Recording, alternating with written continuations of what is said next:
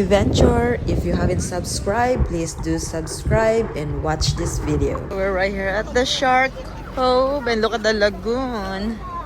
Nice. There's a lot of people there, huh? I want to magtiya.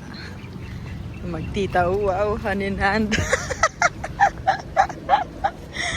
So if you'd like to get to this area, guys, the Shark Cove, you have to come early to beat the crowd because there's so many people that comes here and snorkeling. Careful with the rocks. And the water, guys, is crystal clear. It's so nice. The weather was so nice during the time that we're here. Fish right here, look. If you are visiting to do snorkeling over here, guys, just be very careful and be mindful.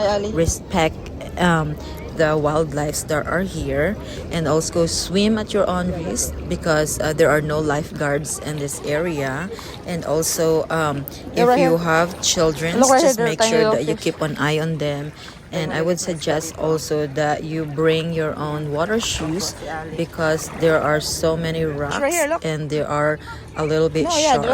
So be careful out here. Oh, look at this, look. Oh, look, there's big fish right here. You see that? Oh, right there, look. Over there, look. Oh.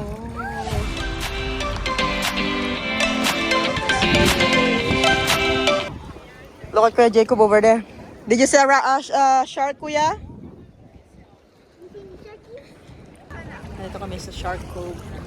Yan. Nakalimutan ko yung sandals ni Ali, kaya ang daming mga bato.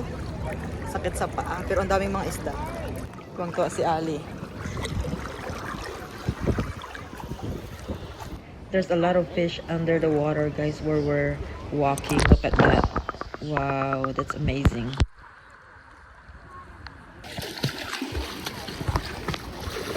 Look at Mom, I'm swimming. Is there a fish next to you?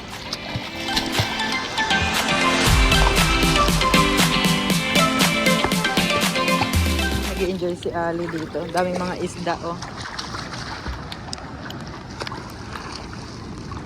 Lalaki ng mga isda. Look at the fish right here, Ali.